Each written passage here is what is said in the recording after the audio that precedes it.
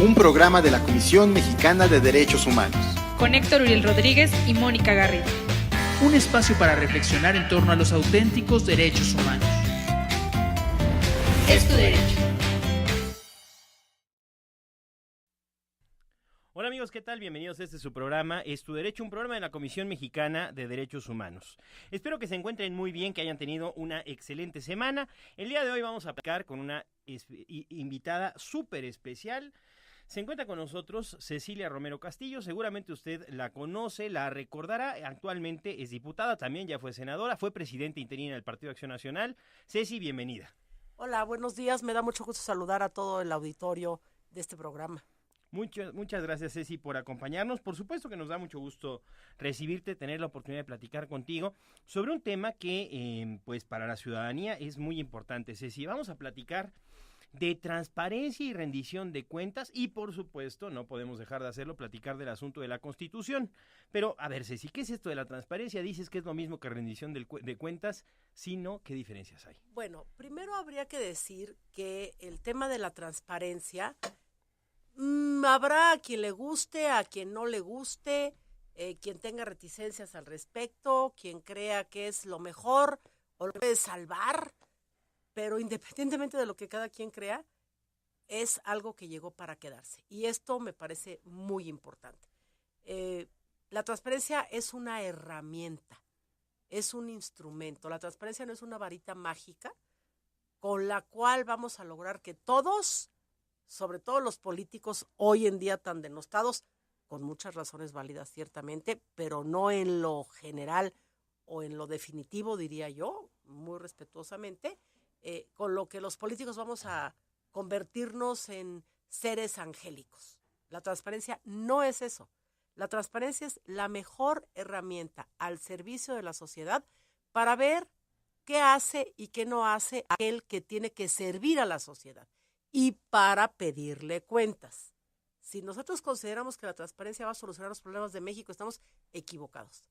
Pero sí debemos asumir que la transparencia puede ser la mejor herramienta que tengamos. Los ciudadanos, que por cierto yo soy política y también ciudadana, muy, muy orgullosamente, es la mejor herramienta que podemos tener para lograr que los políticos que somos transparentes realmente recuperemos la confianza de la ciudadanía. Y los que no lo son, pues se vayan a la cárcel.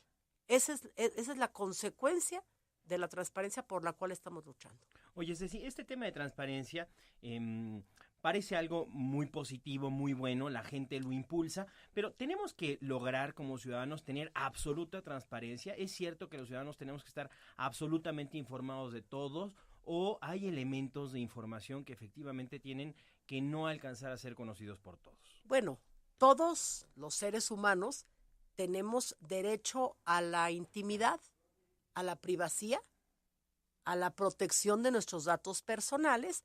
Es parte de nuestro derecho, el guardar para nosotros lo que es absolutamente nuestro. Y esto debe estar protegido legalmente, precisamente por una ley de protección de datos personales. Esto así es cierto. Aquí de lo que se trata es de que los hombres y mujeres públicos, porque así somos los políticos, demos cuenta a la ciudadanía de los recursos que provienen de los impuestos de los ciudadanos. Esa es la razón de ser de la transparencia en ese sentido. No quiere decir que cuestiones que deben y pueden, y cada uno tenemos el derecho de mantener en lo privado, se mantengan en lo privado. Pero todo lo que tiene que ver con el dinero que el pueblo paga para que yo trabaje para servirle, eso debe ser absolutamente transparente. Me parece que así se puede entender mejor la transparencia. Oye, este tema del 3 de 3 seguramente te hará sentido entonces con el asunto de las declaraciones y demás, pero raya justamente en el límite entre la intimidad del político y lo que el ciudadano tiene que conocer. El otro día me metí al sitio y empecé a ver las declaraciones y vamos, hay datos ahí que quizá no quisieran los propios políticos compartir. ¿Tú qué opinas de este tipo de iniciativas? Bueno, yo quiero decir que yo, como candidata que fui en el 2015, presenté voluntariamente, como lo era, y lo sigue siendo hasta hoy, mi declaración 3 de 3. igual que lo hicieron muchos otros. Algunos, los que quisimos, lo hicimos. Creo en la transparencia, me parece que es insisto, una herramienta muy importante. Pero no es obligatorio en este momento. Ese es un tema. Lo segundo, es lógico que haya reticencias por ambos lados.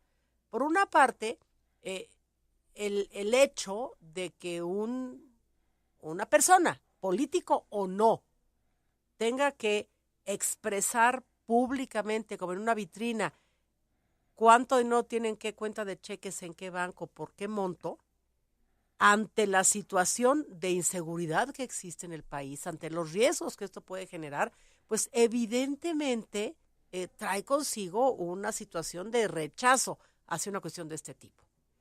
Pero por otro lado tenemos la generalización que desgraciadamente se ha venido dando de que si tú no presentas tu declaración de cuánto dinero, en qué banco, cuántos metros mide el terreno que acabas de comprar en no sé qué lugar, por lo tanto eres corrupto. Entonces creo que tenemos que alejarnos de esta polarización, de esta situación de eres bueno o malo. Hay que recordar que no hay espíritus puros en el mundo y que todos somos seres humanos sujetos a caer en tentaciones. Por eso tenemos que ser transparentes en aquello que debemos serlo. Ahí ciertamente hay un límite entre la vida y la vida pública. Yo entiendo esta situación porque, bueno, la política, la clase política, tiene como característica, desgraciadamente, casi innata, el tema de la corrupción. Necesitamos, los que nos dedicamos a la política por vocación y por espíritu de servicio, demostrar que se puede ser político honesto. Y esta es una herramienta que tenemos. Oye, Ceci, este tema de honestidad y de corrupción llama mucho la atención para los ciudadanos. Hace un momento hablabas de cómo es que desafortunadamente se ha ido denostando el término de político entre la mayoría de las personas. Un concepto que debería estar muy elevado, que debería ser muy bien valorado. Hoy por hoy es un concepto pues muy lastimado para muchas personas, poco valorado y en general incluso despectivo, ¿no? Sí. Es que yo soy político, uy, te ven feo a veces ya ni lo dices, No, yo sí exacto. lo digo, pero la verdad es que sí, hasta con amigos, resulta que mejor ya no digas políticos y ya no digamos de partido político, porque entonces sí, ya la cosa se pone más compleja, sí. ¿no? ¿Por qué es importante, Ceci, para quien nos escuche entonces, este concepto de política y de retomar o de volver a hacer valioso el concepto de política y qué hacen personas como tú para lograr levantarlo? Mira, primero tendría yo que decir que comprendo y comparto, porque ahí vivo y veo lo que sucede, este sentimiento de la sociedad en contra de la política y de los políticos. Lo comprendo. No puedo decir que sea injustificado. Me parece que es muy explicable. En segundo lugar, quiero decir que, hay razones 1000 por las cuales la gente no confía en los políticos. Insisto, el elemento, el aceite que ha venido lubricando al sistema político mexicano durante muchos años y que desgraciadamente en los 12 años de gobierno panista, partido al cual orgullosamente pertenezco, no hubo la posibilidad, no hubo el tiempo, no hubo el apoyo suficiente y no hubo tampoco la capacidad suficiente para desmantelar este sistema. El ingrediente que ha lubricado esto se llama corrupción. Entonces es perfectamente entendible que así suceda. Ante esta situación se da un rechazo automático hacia la política y entonces lo que creamos es un círculo vicioso. Ahora es muy común decir, ¿eres político o eres ciudadano? Y yo quiero decir, todos somos ciudadanos y de los ciudadanos, de las familias, de las comunidades, de las escuelas, surgimos los políticos. O sea, los políticos no somos una clase venida de Marte. Estudiamos en las mismas escuelas que los que no son políticos, venimos de las mismas familias, tenemos las mismas costumbres y tenemos una responsabilidad muy importante, que es la de constituirnos, digamos, en la clase gobernante. Pero este rompimiento de la relación entre el que ejerce la política y el que no la ejerce en el aspecto de búsqueda del bien común dentro de un esquema de gobierno, esta separación radical, exacerbada por tirios y troyanos, es lo que nos tiene en una situación que yo realmente creo que si no paramos, si no hacemos por un lado los políticos un esfuerzo cada vez mayor por estar cerca, por representar, por buscar verdaderamente el bien común, por ejercer la vocación de servicio que es por sí misma la política. Y mientras los ciudadanos sigan esperando dádivas, despensas, pagos, programas sociales, asistencialistas, etcétera, no vamos a poder salir adelante. La decisión está en políticos y en ciudadanos. Solos los políticos y solo los no políticos no pueden salir adelante. Quiero profundizar en este tema, Ceci, porque hablabas hace un momento de que esta crisis, si de por sí es fuerte con el término político, cuando hablamos del término partido político, se hace mucho peor, ¿no? Y creo que este concepto nos trae a colación hablar del asunto de los independientes y de todos estos elementos nuevos en la democracia mexicana que empiezan a surgir y que terminan por darle de patadas a los partidos políticos. Los partidos políticos, Ceci, son necesarios para las sociedades. ¿Cuál es la verdadera función de un partido político hoy? Por supuesto, desde la visión que tú tienes, ¿no? Bueno, un partido político en principio es parte de la sociedad. No, un partido político no es ni puede ser, como lo trató de hacer durante mucho tiempo el PRI, un representante de toda la sociedad, con sus fracciones o facciones, ¿no? La CTM, la CROC, la CROM, el área. Un partido, por eso decimos que el PRI no es partido político. O sea, el partido político es un conjunto de ciudadanos que tiene sobre todo una base doctrinal, unos principios y por supuesto unos estatutos, una reglamentación y una vida institucional a partir de la cual pretende y busca incorporar a ciudadanos que compartan, que comulguen con esta misma forma de pensar y de hacer las cosas. Y es un instrumento para acceder al gobierno y a partir del gobierno servir a todos, no solo a aquellos a los que yo represento, sino a todos, pero tratar de compartir y convencer a la mayor cantidad de ciudadanos posibles de que la propuesta que se les presenta es válida para todos. Ese es un partido político, es un instrumento al servicio de la ciudadanía. ¿Qué es lo que ha pasado? Lo que ha pasado es que los partidos políticos, todos, unos más que otros, también hay que decirlo, los partidos políticos se han venido convirtiendo en lugares encerrados en los cuales los mismos ciudadanos, ciertamente ciudadanos, pero alejados del resto de la sociedad, pues buscan ya no el servicio, sino el servirse. Claro. Esa es la situación difícil en la que hoy nos encontramos los partidos políticos. En ese sentido, el tema de tener independientes que están saltando este espacio de participación en un partido político nos puede poner en algún riesgo por no saber exactamente qué representan. Digo, cuando vemos un candidato que llega por un partido, por lo menos sabemos qué esperar de él en términos de lo que la plataforma que lo impulsa... O qué exigirle en algún momento dado, exactamente. si no lo cumple. ¿Cuál sería tu visión entonces con este concepto de los independientes que no son representados por un partido y que no nos queda claro qué pueden representar? Mira, a mí me parece que la figura de un candidato independiente es respetable y es una posibilidad.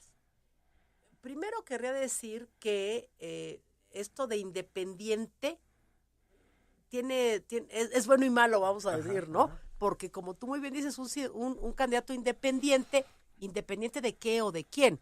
Yo siendo candidata de un partido, entonces soy dependiente ¿de qué? De la plataforma del partido que me postula, de los estatutos del partido que me postula, de la vigilancia y fiscalización de los órganos externos y externos, es decir, internos y externos. Si yo me porto mal, si yo no cumplo, el ciudadano podrá ir a exigirle a alguien. Si yo huyo, le podré exigir a mi partido y lo podrá castigar no votando por los candidatos del mismo partido para la próxima vez. En cambio, un ciudadano independiente pues no tiene atadura, no tiene liga, no tiene sustento, no tiene identidad. Respetando la figura de los candidatos independientes, creo que hoy día está siendo una especie de salida ante la falta de respuesta de los partidos políticos y entonces algunos ciudadanos, también hay que decirlo, buscan esta salida. Yo estoy convencida que esta no es la salida. Es un escape que desgraciadamente se ha visto necesario en algunos espacios, pero cualquier candidato independiente, entre comillas, tiene un equipo de campaña, tiene alguien que le dé dinero, tiene alguien que le haga la publicidad, tiene algo. Ese algo, ¿cómo se llama? Apoyo. Pues partido. Pero sin sustento, sin qué hacer. Claro. Oye, este tema de los dineros espanta al ciudadano, ¿no? Hoy por hoy la política ha cambiado, Ceci, y ya no es tan fácil hacer política como quizá en los gloriosos 80 para los movimientos ciudadanos en los cuales salían a la calle, repartían volantes, la gente se sumaba, etcétera. Hoy todo es caro, hoy todo cuesta, las campañas se miden en pesos por voto. ¿Qué hacer ante esta situación con una política que cada vez requiere más de dinero y menos de voluntades, aparentemente, y cuando todos los partidos políticos además empiezan a entrarle este juego? Sí, yo creo que así como decíamos hace un momento sobre la transparencia como instrumento, como herramienta, más bien, también es el dinero.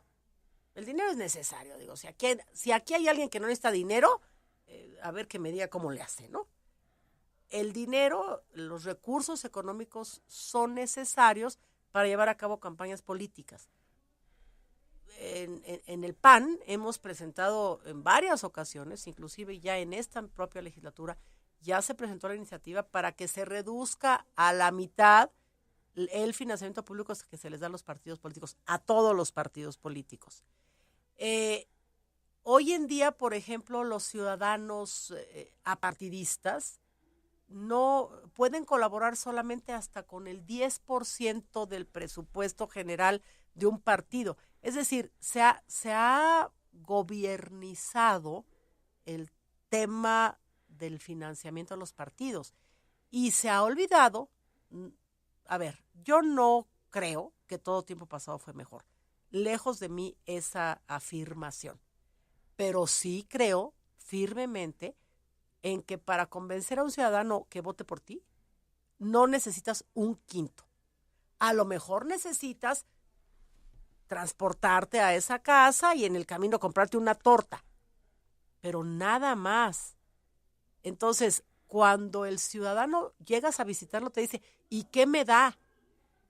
Y yo a veces he cometido la imprudencia de decir, nada. O sea, no te doy nada. Es decir, no te doy despensa, no te doy un delantal, no te doy una gorra, no te doy una... Pero te vengo a invitar a que junto conmigo hagamos esto. Esa forma de hacer política o proselitismo no es vieja o nueva. Me parece que es la que debe darse. Pero para eso tiene que haber voluntad política de todos. Fíjate que este concepto me llama mucho la atención porque recientemente abriste un módulo virtual, ¿no? Sí. Y me imagino que esto beneficia en mucho el tema de costos. ¿Cómo funciona, Ceci? Sí beneficia mucho, pero no tanto, porque también la tecnología cuesta, no creas. No, este es algo que pretende ciertamente que el dinero que a mí me da la Cámara de Diputados, proveniente de los impuestos de los ciudadanos, para que yo gestione, para que yo me comunique, para que yo represente, debe ser utilizado para eso. Y no, como en esta Ciudad de México desgraciadamente pasaría, en gastarlo en alquilar un local, en una colonia por allá, una persona que atiende el teléfono, una línea telefónica. No, mejor tengo una oficina virtual que afortunadamente me ha dado muy buen resultado. Y ahí la gente puede opinar, puede preguntar, puede exigir o puede también pedir un apoyo para una gestoría ante la autoridad delegacional, ante alguna instancia del gobierno local o federal inclusive, Y esto me da posibilidad de apoyar en eso y de gastar los recursos en otras cosas que son más útiles. Oye, Ceci, los pluris, un tema difícil, ¿no? Ha estado muy en boga, que si son necesarios, que si no son necesarios. Yo personalmente creo que son necesarios porque me parece que así garantizamos que haya representación partidista, pero yo creo que el ciudadano común no los entiende. ¿Para qué sirven? ¿Qué hacen los plurinominales hoy? ¿Deben existir o no? A ver, los plurinominales y los uninominales tenemos exactamente los mismos derechos y obligaciones. A mí me llama la atención cuando dicen, fulano de tal, diputado plurinominal, eso no tiene nada que ver. Los diputados somos representantes y yo soy tan diputada de la delegación Álvaro Obregón del Distrito Federal que de Chalchihuite, Zacatecas. Yo tengo que servir a todos. Entonces, primero, no hay ninguna distinción en el ejercicio de los derechos y obligaciones que tenemos los diputados. Segundo, efectivamente la representación de las minorías en este país es muy importante. En este país y en todos, hay muy pocos países en el mundo donde no hay plurinominales. Se llamarán de otra forma, pero son importantes.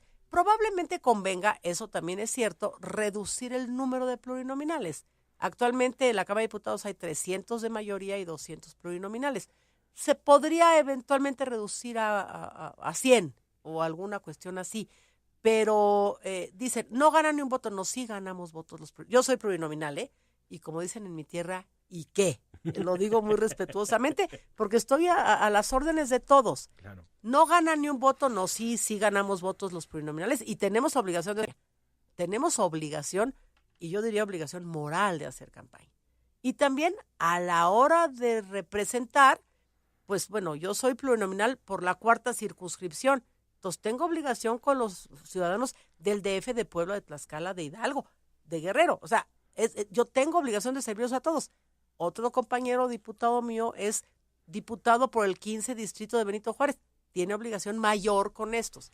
Entonces, yo creo que no está entendido, también por culpa de los políticos, porque algunas o varias veces se ha aprovechado esto para que los partidistas incorporen no necesariamente a los que más pueden representar la forma de sentir del partido, que también esa es una labor de los plurinominales, sino pues aquellos a los que no ganaron por acá o les debemos dar este favor.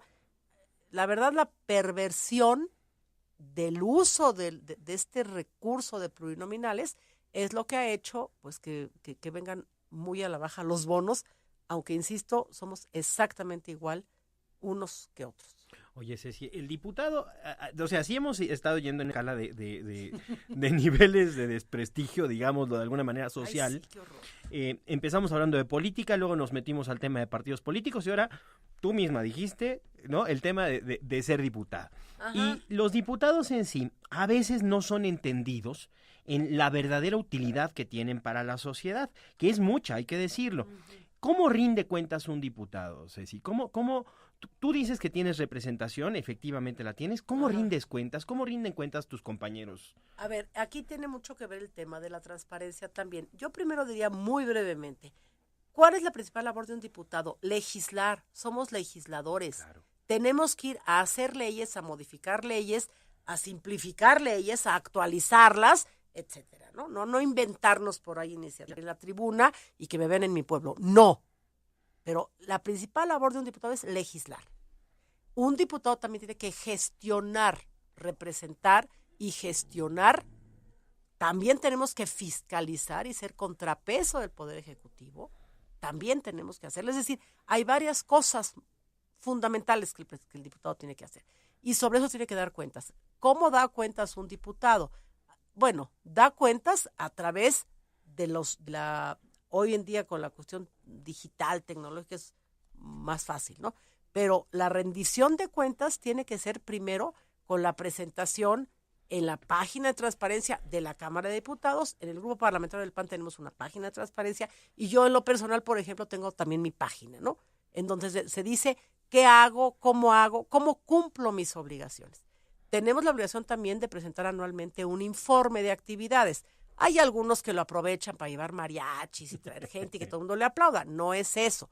Es una forma de rendición de cuentas. Y hoy en día, con la Ley General de Transparencia y la Ley Federal de Transparencia que recién aprobamos en la Cámara y con la inauguración de la Plataforma Nacional de Transparencia el pasado 6 de mayo, a partir de ahí habrá una plataforma en la cual todos los diputados de cualquier partido y todos los grupos parlamentarios y la Cámara de Diputados y la de Senadores y la CNDH y todo el mundo debemos subir a ese portal de transparencia todos no solamente el dinero. Transparencia no solo es dinero, es si asisto a la Cámara, cómo voto, claro, si asisto a mi comisión, si cumplo mis obligaciones. En esa forma yo soy transparente.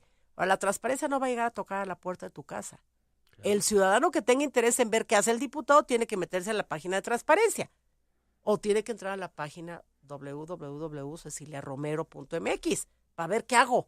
Y si no, ahí me puede criticar y ahí me puede decir, el tema de allá para acá, o sea, del ciudadano ante el político, también es bien importante. Cuando yo voy a campaña y me dicen, es que nunca regresan.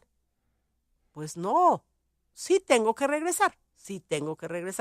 Pero mi labor es estar en la Cámara de Diputados, en mis comisiones, en mis gestorías y, por supuesto, venir a escuchar a los ciudadanos. Pero también los ciudadanos tienen que venir a exigirle al político. Pues ya está en la mesa el tema de la legislación y justamente de eso es de lo que vamos a platicar en nuestro siguiente bloque cuando nos metamos a hablar de la Constitución de la Ciudad de México para la cual ha sido designada como redactora, ¿no? Como diputada constituyente. Entonces, pues, si les parece bien, vamos a un corte. Primero los invito a que entren a nuestra página web de la Comisión Mexicana de Derechos Humanos, www.comexdh.org.mx. Déjenos un mensaje telefónico en el 5687-5450. Búsquenos en Facebook en Es Tu Derecho Radio y si utilizan Twitter, síganos en @EsTuDerechoCMDH. Ya volvemos, estamos en Es Tu Derecho, un programa de la Comisión Mexicana de Derechos Humanos. En un momento regresamos a Es Tu Derecho, un programa de la Comisión Mexicana de Derechos Humanos. Cuando viajas en ADO-GL, disfrutas de la comodidad de poder escoger entre 40 asientos inteligentes que se amoldan a tu cuerpo. 5 pantallas de alta definición con audio individual, 5 canales de música que podrás disfrutar mientras tomas una de las bebidas que te ofrecemos al subir.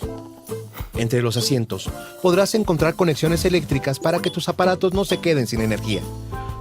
Todos nuestros autobuses cuentan con un purificador de aire acondicionado que cambia cada 2 minutos, manteniendo el interior siempre limpio y fresco. Al final del pasillo, podrás encontrar baños independientes para hombres y mujeres con cambiador para bebé. En tu siguiente viaje, atrévete a probar la comodidad que te ofrece ADO-GL. Ya estamos de regreso a Es Tu Derecho. Tu opinión es muy importante para nosotros. Búscanos en Facebook como Es Tu Derecho Radio o en Twitter @EsTuDerechoCMDH. Ya estamos de regreso en su programa, Es Tu Derecho, un programa de la Comisión Mexicana de Derechos Humanos. El día de hoy platicando con la diputada Cecilia Romero Castillo. Y Ceci, nos quedamos en el corte platicando sobre este tema de las leyes anticorrupción. Se ha hecho un relajo, los del 3 de 3 salieron enojados. El otro día decían ahí que el PRI no estaba dejando que ciertas cosas pasaran. ¿Qué onda? Bueno, a ver, yo quisiera muy brevemente decir qué es esto del Sistema Nacional Anticorrupción. Claro. Primero, no es una ley, ni es la ley 3 de 3, ni es un producto del tan denostado Pacto por México. Es un sistema, un conjunto de leyes. Que dependen, por supuesto, de una modificación constitucional que ya se hizo afortunadamente en la legislatura pasada. Pero a partir de ahí tienen que descender ya las leyes secundarias. Está la ley del Sistema Nacional Anticorrupción, que dice cómo tienen que hacerse las cosas. Hay un comité coordinador, hay un consejo ciudadano y una serie de elementos que van a conformar el sistema. Después tenemos la ley de responsabilidades de los servidores públicos. Ojo, esto es muy importante. Siguiente, la ley del Tribunal de Justicia Administrativa. Después hay una ley más que es la ley de fiscalización y rendición de cuentas de la Federación. Okay. Estas son las leyes que tiene, y hay una ley que de la Administración Pública Federal para recuperar para la Secretaría de la Función Pública las funciones que hoy no tiene porque se le quitaron. Esas son 5. Hay otras 2 leyes muy importantes. La ley que crea a un fiscal especializado en anticorrupción. Porque si no, ¿qué nos ganamos con que todo mundo y luego a los corruptos no los van a meter a la cárcel? Entonces, ¿de qué sirve? Claro. Eso es muy importante que exista. Y una más, que es una serie de modificaciones al Código Penal para tipificar los delitos graves en materia de corrupción. Es decir, son 7 leyes. Por eso nos venimos hablando de 7 leyes. Y por eso es un sistema. La gente dice, es que nunca va a pasar nada, nunca se soluciona. Hacen y hacen leyes. Y sin que sea exacto, sí hay razón para desconfiar. La diferencia es que hoy es un sistema. Yo me he preguntado varias veces y hemos platicado con diferentes compañeros diputados y con otras personas, ¿por qué la resistencia del gobierno y del PRI Verde para aceptar esto? A ver, bueno, quitemos esto y así sí, o quitemos aquello. Y no es exactamente esto. Sí hay algunos temas fundamentales, pero en realidad a lo que le temen es a una serie larga de cadenas de cuestiones que son un entramado que ahí sí les rompe el modito de andar a los que no saben caminar más que con base en corrupción. Entonces, por eso es en el fondo la reticencia. Entonces, ¿qué es lo que estamos pidiendo y cómo está la situación actualmente? ¿Qué pedimos? Que salgan las 7 leyes. Pues si una no sale, es como si no se cerrara este círculo y no hay sistema. Ese es lo primero que estamos exigiendo. ¿Quién es? El PAN, el Partido de la Revolución Democrática y otra serie de legisladores, así como también organizaciones de la sociedad civil. Y, por otro lado, ¿qué queremos también? Bueno, pues que cumplamos con la ley si somos los que la hacemos.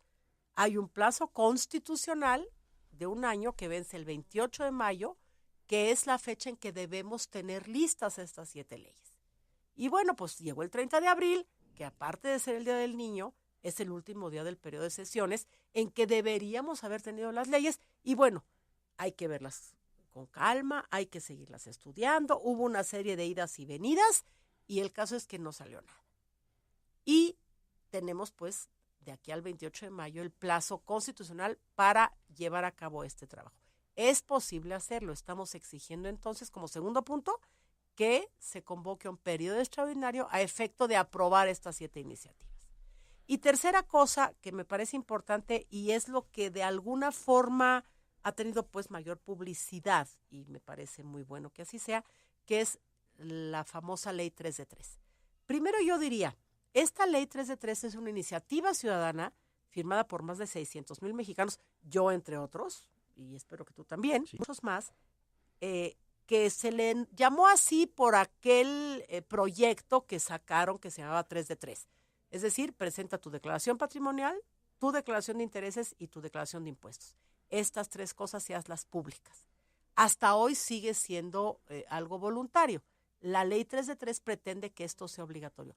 Pero esta ley 3 de 3 lo que pide no es solamente eso. Plantea una serie larga de requisitos, de obligaciones y de seguimiento de las investigaciones que se tienen que hacer. Esta ley se compara y de hecho se subsume con la Ley de Responsabilidades de los Servidores Públicos. Es decir, es una parte importante del Sistema Nacional Anticorrupción y lo que cambia es el nombre, pero la verdad es que está muy bien hecha.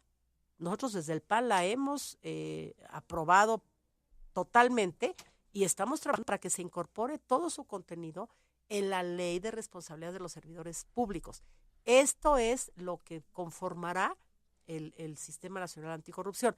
Evidentemente tendremos que hacerle modificaciones como todas las cosas en la vida, hay que revisarla, hay que ver algunos aspectos que incluso se han hecho públicos, como esto de la intervención de llamadas, de conversaciones telefónicas. Pues no puede haber una intervención de una llamada telefónica por mucho que yo tenga casi la evidencia de que tú estás cometiendo un fraude. Tengo que ir con un juez para que me autorice, porque si no, estoy en contra de tus derechos humanos y estoy violentando tu intimidad. Esos temas tenemos que irlos revisando, están suficientemente discutidos. Y el otro, y con eso terminaría, es este asunto de la publicitación de las declaraciones de lo que platicábamos hace un rato, que efectivamente hay elementos que tienen que ver con los datos personales que no deben ser públicos, pero todo lo demás tiene que ser público. Y si no queremos, como dicen en mi tierra otra vez, pues al que no le gusta el agua no se meta al mar. Claro. No quieres hacer esto público, no te metas a la política, porque los políticos somos, y lo repito, hombres y mujeres públicos. Fíjate qué interesante y qué bien que entonces ya nos está quedando claro. Son 7 leyes las que se tienen que aprobar. Claro. Si no, no hay sistema nacional anticorrupción. Ujú. Entonces ese es un primer punto. Segundo punto, se lo están llevando lento, se puede entender, ¿no? Hay que calcular ahí, hacer los ajustes en el sistema Sí. para que siga funcionando Y la vienen maquinaria. las elecciones, y cómo no, y tú cuántas casas tienes, en fin. Claro, entonces vendrá esta parte difícil y entonces hay que buscar que exista un periodo extraordinario en el cual se apruebe. Y, Sí. con esto, lo que esperaríamos es ¿qué puede esperar el ciudadano común, el ciudadano de a pie, que pase cuando el Sistema Nacional Anticorrupción se apruebe? Vuelvo a decir lo que también dije anteriormente. Esto, así como la transparencia, que es otro sistema nacional de transparencia y que tiene que irse, digamos, encadenando para que las cosas vayan cambiando en este país, este sistema no es una varita mágica. Una vez que este sistema esté aprobado legalmente, tendrá que ir a los estados, y en los estados tendrá que haber sistemas estatales anticorrupción y tendrán que modificarse leyes. Pero la conformación, por ejemplo, de un comité ciudadano que va a ser el vigilante formal, público, de la actividad de la coordinación general del sistema, pues tiene que ver con que la Auditoría Superior de la Federación, la Secretaría de la Función Pública, el Consejo de la Judicatura, el Tribunal de Justicia Administrativa, tienen que tener una concatenación de sus actividades. Y ahora, por ejemplo, un ciudadano podrá presentar una denuncia, incluso, por ejemplo, la ley de 3 de 3 o de responsabilidades, que yo creo que deberíamos irla llamando como igual. Uh-huh. Esta ley contempla, por ejemplo, la figura del testigo protegido de manera muy concreta. Esta ley tiene también el tema del usuario simulado bastante bien ya definido. Tipifica el cohecho, el fraude, la asociación delictiva, el nepotismo, de manera muy clara para que el ciudadano pueda presentar una denuncia y la autoridad tenga claramente contados los días que debe tener para poder hacer la investigación. Y hay una cosa nueva, por ejemplo, en todo este sistema, que ahora, si yo soy el auditor superior de la Federación y me llega una denuncia de un ciudadano, ay, pero le faltó una copia, pero es que no da el nombre completo de la persona acusada, pues simplemente el expediente se reserva porque no está completa la denuncia.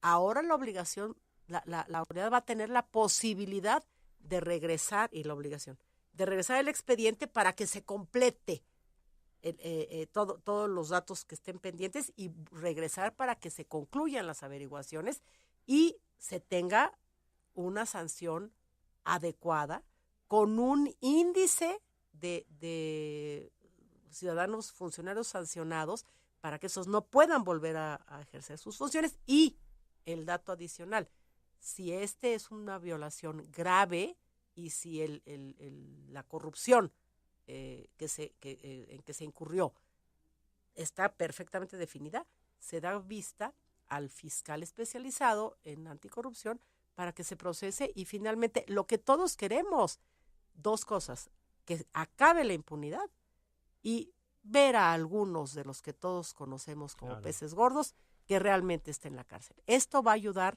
a que se reduzca la corrupción. No es varita mágica, pero es un camino bien delineado a partir del cual vamos a empezar a ver que las cosas cambian. Que realmente esté en la cárcel y que además sufra estar en la cárcel, ¿no? Porque Bueno, incluso eso habría que garantizar con que hubiera respeto a sus transparencia. derechos Sí, humanos, por también supuesto. eso es cierto. Porque de eso se trata este programa. Oye, Ceci, este tema de transparencia apunta mucho hacia el gobernante, ¿no? Hacia quien tiene el poder público, hacia el político.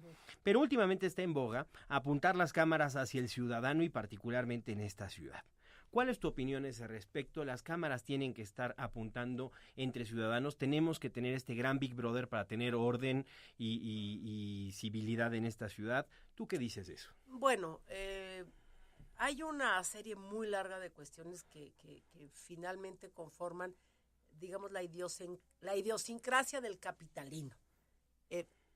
Yo creo que no necesitamos estar vigilados para portarnos bien, pero me parece que se violentan de manera tan frecuente las normas, las reglas, las leyes, que bueno, siempre el tener vigilancia, el tener fotomultas, el tener este tipo de cuestiones, pues me parece, o el tener alcoholímetro, ¿verdad?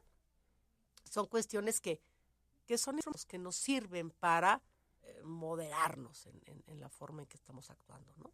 Yo creo que sí. Es un gran tema este. Oye, Ceci, a ver, estábamos platicando del asunto de que el principal trabajo del diputado es hacer leyes. Y ahora estamos entrando al tema de la Constitución de la Ciudad de México, la primera Constitución que tendrá la Ciudad de México, y tú pues serás un diputado constituyente por propuesta de tu partido, el Partido Acción Nacional. ¿Qué podemos decir al respecto? Bueno, podemos decir que en el PAN ahora sí que desde que yo era chiquita, se ha venido hablando de la democratización del Distrito Federal. Y ha pasado este asunto y esta discusión por muchas etapas.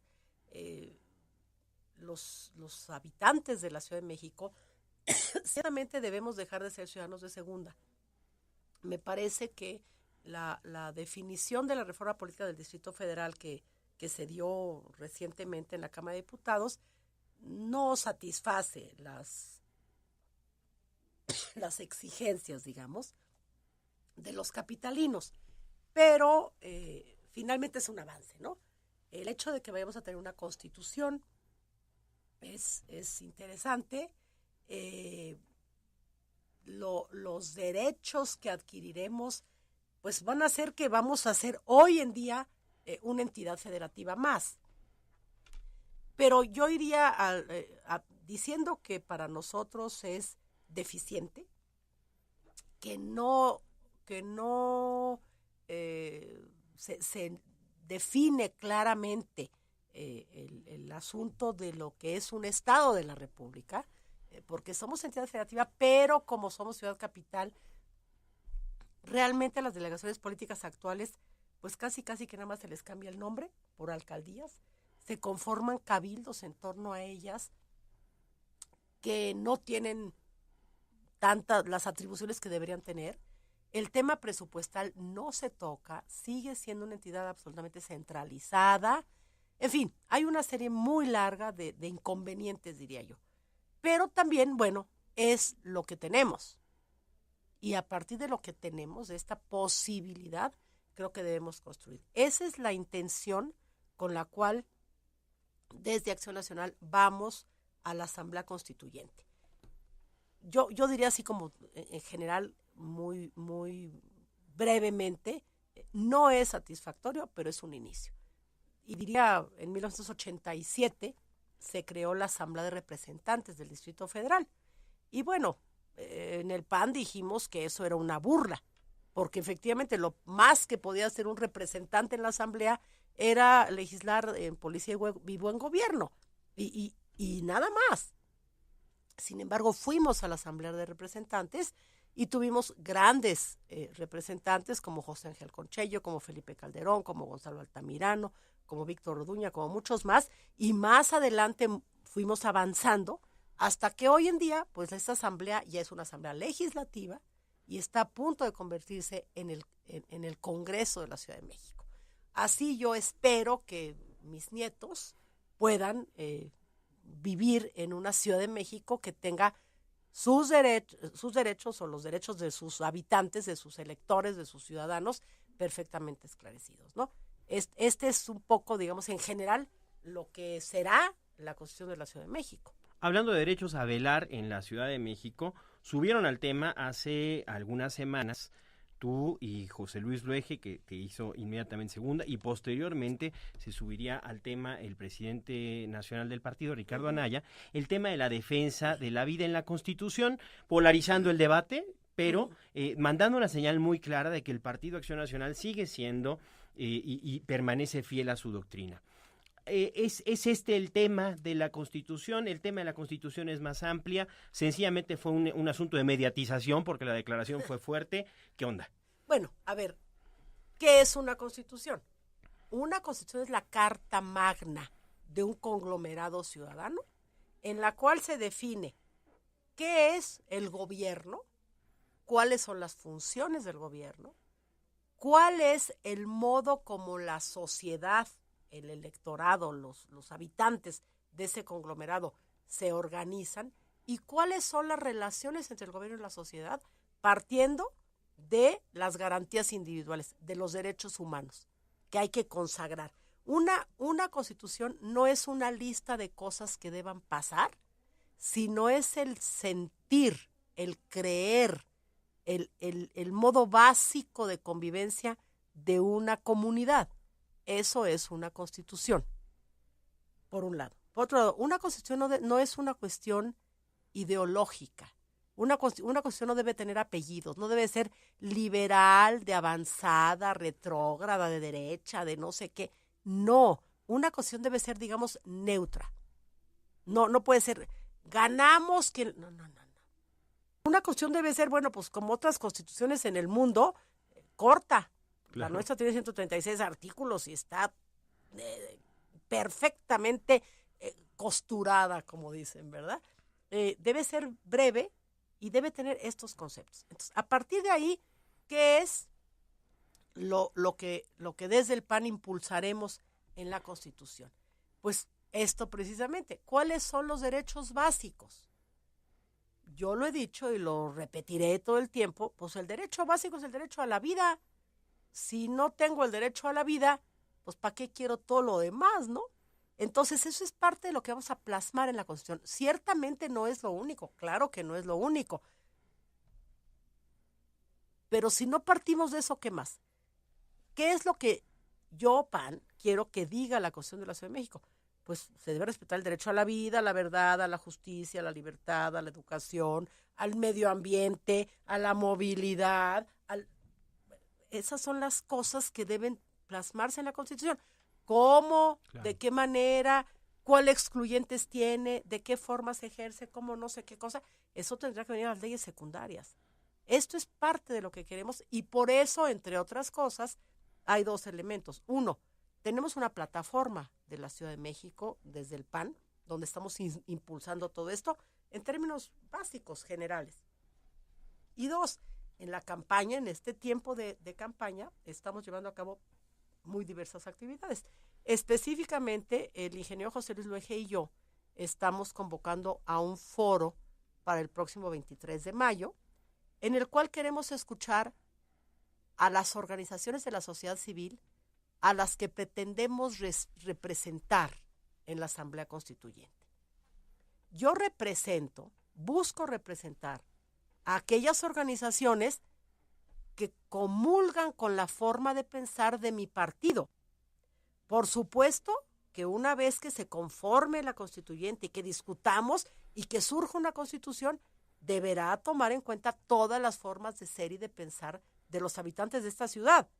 Y cada partido, como parte de la sociedad, pues representará a una parte de las organizaciones de la misma sociedad capitalina. A esas organizaciones de la sociedad civil los estamos convocando para hablar de 4 temas básicos. No son los únicos, pero son temas sensibles, son temas de fondo. Es el asunto de educación, es el siguiente, que es movilidad y medio ambiente, es vida y familia y es transparencia y rendición de cuentas. Esos son los 4 puntos sobre los que queremos que las organizaciones de la sociedad civil de esta ciudad capital nos den sus opiniones, sus sugerencias y sus exigencias para que las podamos llevar al constituyente. Oye, Ceci, esto es maravilloso porque estamos abriendo un espacio para que efectivamente quienes van a participar en el constituyente o quienes pretenden participar dentro de él logren conectar con la sociedad civil y efectivamente representarla en la Constitución de la Ciudad de México. Claro. Una Constitución que además parece ya estar como prerredactada, ¿no? Hay un grupo ahí de notables que ya hicieron un trabajo previo. Por cierto, sería muy bueno que los que vamos a ser constituyentes, vamos a darles chance hasta el 6 de junio, ¿no? Pero el 6 de junio ya que nos digan cómo va su borrador, Por porque supuesto. ¿cómo le vamos a hacer? Es importante ahí saber qué conclusiones ya tienen de cómo tiene que ser la Constitución, para que no nada más se vuelva un tema de levantar la manita, ¿no? No sucederá así, ¿eh? Este foro se llama Propuestas para la Constitución de la Ciudad de México, el lunes 23 de mayo del 2016. ¿En dónde es, Ceci? Va a ser aquí en el Salón de Fiestas Le Crillon, que está en la avenida Cuauhtémoc, de 9:30 de la mañana a 12:30 del día. Sí pedimos a todos los que tengan interés, sobre todo organizaciones de la sociedad civil, pero también ciudadanos interesados en escuchar o en opinar. Ahí no vamos a ir a darles discursos los candidatos, ni los diputados, ni nada. Vamos a ir a escucharlos. Para eso está planteándose este evento. Sí les pedimos que hagan la reservación o la inscripción para poder esperarlos. Y ahí tendremos una primera parte donde vamos a explicar qué es la Constitución, para qué sirve y cómo estará conformada la Asamblea. Y luego tendremos mesas de trabajo para esos 4 puntos. Y al final, pues por eso daremos conclusiones y recogeremos todo esto para revisarlo, analizarlo, darle forma de propuesta concreta y prepararnos para llevarla. Hay que recordar que ese es un primer paso. De aquí al 5 de junio, pues hay que revisar por quién queremos votar para llegar a la constituyente. Pero a partir del 6 de junio hay que seguir trabajando. De repente se nos olvida. Claro. Y ahí va a ser un proceso también muy importante. Y del 15 de septiembre, que se instala la Asamblea Constituyente, al día último de enero, que se debe tener terminada la Constitución, también la sociedad civil tiene una gran responsabilidad.